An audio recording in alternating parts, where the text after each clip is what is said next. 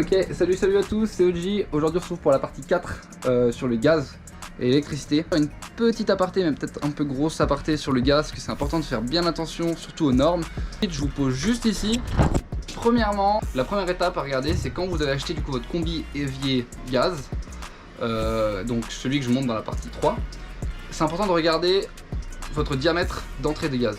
Sous les feux, il y a en fait une entrée, parce que le système est déjà fait normalement, à part si vous achetez un système vraiment merdique qui est pas fait, mais la plupart du temps c'est déjà fait. Il y a une entrée de gaz, et cette entrée, soit sur le notice c'est écrit le diamètre, soit vous mesurez vous-même avec un mètre ou quoi que ce soit qui peut mesurer.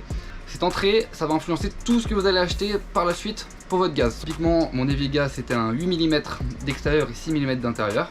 Donc quand j'ai acheté mon gaz, j'ai acheté du 8 mm d'extérieur et du 6 mm d'intérieur.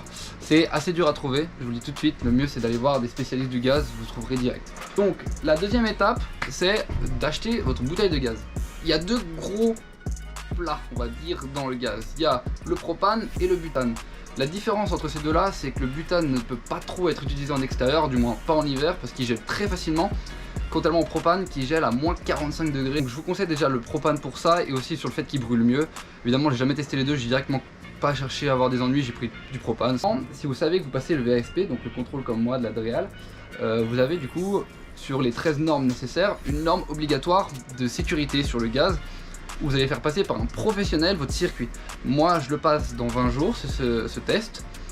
Et en fait, vous avez la possibilité d'appeler donc les gens qui passent. Moi c'est Veridas et il y a aussi Caligaz. Vous avez la possibilité de passer par eux et de leur demander les normes. Eux ils vous les envoient, parce que la plupart du temps c'est des gens très gentils, il n'y a pas de souci. Moi ils me les envoyaient avant que je paye, donc il n'y a pas de souci pour ça.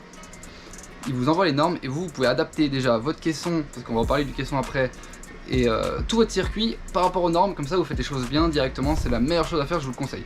Ah oui, je tiens aussi à préciser que ma bouteille de gaz c'est une bouteille de 6 kg. Les normes que vous demandez sont adaptables au poids de la bouteille, ça change énormément, parce qu'une 6 kg, il y aura un type d'aération et une grandeur d'aération pour 6 kg, 12 kg ça sera plus. C'est vraiment très important de choisir. Après moi je vous conseille 6 kg, c'est largement assez. Donc il vous faut un détendeur 30 millibars obligatoire. C'est ni 28 ni 32 millibars, c'est vraiment 30 précisément. N'essayez pas de contourner et de prendre moins ou plus. Pour les normes, pour la DREAL c'est obligatoire que ça soit 30. Il vous faudra des raccords Bicone. Donc là j'en ai un. Évidemment un nombre certain selon le nombre de coupures que vous comptez faire sur votre circuit. Évidemment je vous conseille de ne pas couper votre tube de cuivre et de faire un direct, c'est ce qui est conseillé, et ça évite les fuites, parce que les raccords c'est le seul moment où vous pouvez avoir des fuites. Normalement votre tube de gaz va pas se casser ou se fendre. Il vous faut aussi une vanne d'arrêt adaptable à votre bouteille, ça vous regardez par rapport à votre bouteille aussi. Donc moi typiquement c'est une vanne adaptée au Cubi de chez Butagaz. Une lyre de 45 cm maximum, mais de toute façon dans un caisson vous verrez qu'il n'y a pas la place de mettre énormément de taille de lyre, donc je vous conseille de prendre une 25-30 cm, c'est très bien. Donc détendeur, lyre, raccord Bicone, olive plus semi-raccord Bicone pour les détendeurs. Et d'ailleurs c'est très important aussi, si vous faites le test, si vous faites du coup passer par un professionnel, de prendre un détendeur avec prise test. Si vous prenez sans prise test, déjà vous allez devoir en recommander un pour passer le test, parce qu'il va pas vous accepter. Et en fait c'est tout, mais je crois que ça suffit largement comme point. Quand vous avez tout votre matos, la première chose à commencer c'est de faire le caisson hermétique. Donc c'est sûrement la partie la plus difficile du gaz, avec évidemment le décuir, on verra après, c'est quelque chose que j'ai bien galéré à faire, mais je ferai une étape après, ce sera bien plus simple. Ok, donc là on se retrouve donc pour notre caisson de gaz. On a le schéma que je vous ai montré du coup dans la vidéo déjà, mais on n'a pas eu le temps de s'arrêter. Je vous conseille de faire pause si ça vous intéresse, parce que nous on va passer directement sur mon caisson, je vous expliquerai sur le moment, ça sera beaucoup plus simple. Donc déjà on se retrouve donc avec un caisson très simple, 6 planches vissées et étanchéifiées, donc avec un mastic à l'intérieur et à l'extérieur pour vraiment avoir aucune chance de fuite d'air. On se retrouve aussi du coup avec les serrures avec pression qu'on retrouve à droite du caisson, que là j'ouvre actuellement, et qui nous donne accès directement à l'intérieur du caisson. Donc ce qu'on voit c'est le joint, on voit déjà actuellement le joint en noir d'étanchéité. Ça permet quand la porte se ferme que vraiment aucun air ne puisse passer depuis la porte. On voit aussi au fond du caisson un tasseau avec une sangle, ça c'est obligatoire, la bouteille de gaz ne doit pas bouger dans le caisson. C'est hyper important pour éviter tout problème et tout dévissement de certaines parties des lyres ou ce genre de choses. Là au niveau du sol on pose aussi un tasseau pour qu'il ne bouge pas au sol, même si déjà avec la sangle ça suffit la plupart du temps, mais voilà. Et ce que je ne filme pas aussi, c'est que je mets une aération obligatoire, donc aération basse obligatoire dans un caisson. Vu que le gaz est plus lourd que l'air, il descend. Si jamais il y a une fuite, il va direction le bas, pas comme la fumée ou ce genre de choses. Donc en fait, il faut vraiment faire une aération dans votre caisson, au fond du caisson, qui vous permet du coup, donc c'est une aération d'ailleurs de 2 cm minimum, il me semble. Moi j'ai fait 4 pour être large. Donc voilà, aussi ce qui se passe, je vous conseille vraiment de regarder les schémas que je vous ai envoyés parce que c'est vraiment le caisson parfait. Moi normalement il est aux normes, comme je dis je le passe dans 20 jours, donc on sait vraiment jamais. Quand on a vraiment fini notre caisson, nous on va venir assembler notre bouteille. Donc on pose notre vanne d'arrêt, notre clear, relié à notre détendeur, c'est rien de compliqué, hein. C'est que des écrous qu'on visse, donc ça c'est donné vraiment à tout le monde. Et ce qu'on va faire, c'est que quand nous on va venir poser notre détendeur, comme vous voyez, voilà, là moi je suis venu faire une ligne vraiment très droite sur mon caisson. Ça m'a permis du coup de percer et d'être directement aligné à mon caisson pour mettre mon tube. Là c'est un tube d'essai bien évidemment, hein, que j'ai déjà coupé juste pour essayer, pas me faire chier avec tout un tube de 2 mètres pour être vraiment parfaitement aligné. Et normalement si tout joue bien, quand on enfile du coup l'autre tube dans le trou au-dessus, donc à la bonne taille, hein, là c'était 8 mm, c'est censé jouer et arriver dans le raccord bicone. Donc là on voit que je l'ai monté et que ça arrive pile dedans. Donc quand c'est comme ça, là franchement c'est 10 sur 10, c'est tip top. Pour décuire le cuivre, en gros le principe c'est de venir recuire à sa forme de base le cuivre, pour en fait pouvoir le tordre sans avoir de pliure. Vous allez voir que j'ai essayé vraiment un nombre d'essais et de manières différentes de le faire horrible. J'ai passé vraiment 2 heures à essayer et je n'ai jamais réussi. Voilà, donc j'ai dû aller voir mon voisin pour aide et j'ai réussi grâce à lui, vous verrez sur la fin. Ok voilà, bon bah alors après une journée complète à essayer de couder du gaz, je vais abandonner pour aujourd'hui. Avec ce petit tank de merde là en fait je perds de la puissance, ça s'appelle exactement une perte de charge et bah c'est la merde en fait, ça marche pas. Donc demain je refais avec mon voisin, ça sera bien mieux, parce que lui il est plombier au CERN machin, enfin voilà. Et en tout cas dans le camion j'ai pu poser au moins mon caisson, j'ai pu accrocher mon détendeur, je suis content, voilà.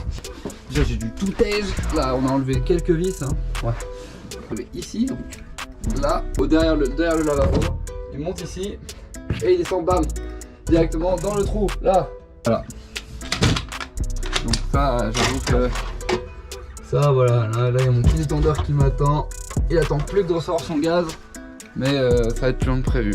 Voilà. Alors du coup, je suis allé chez mon voisin aujourd'hui. Il m'a, du coup, lui il a vraiment un poste à souder. Du coup on a pu complètement faire des vrais coudes. Regardez à quoi ça ressemble. Donc là on a un vrai angle genre parfait.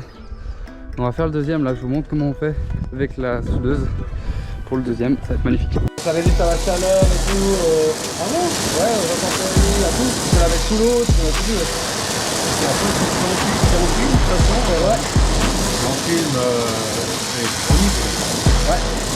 Sur YouTube. C'est bon, regarde. Tu penches déjà là. Ok. Bon alors du coup, on a fait les 2 angles là. On a fait les 2 angles, là c'est des beaux petits angles magnifiques. Soin. On va essayer de foutre ça dans le camion, voir si c'est la bonne taille. Normalement ça devrait jouer.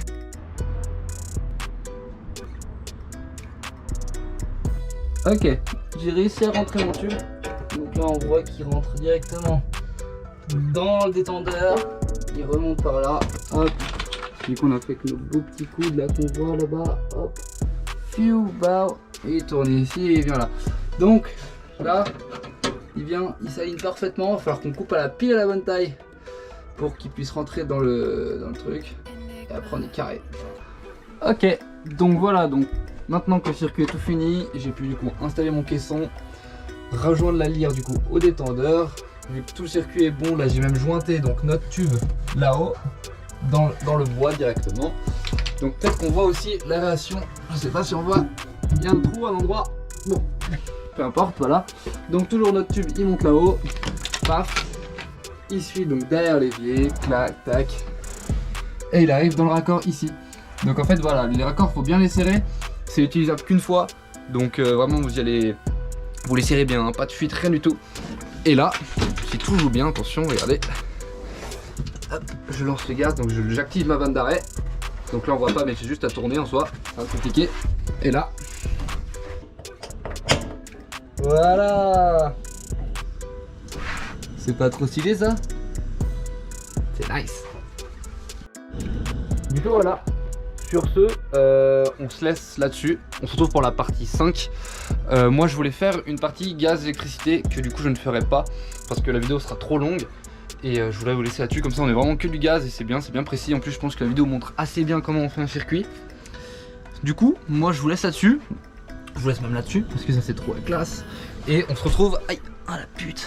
Et on se retrouve pour la partie 5 dans une semaine. Je vous fais des bisous, c'était OG, ciao.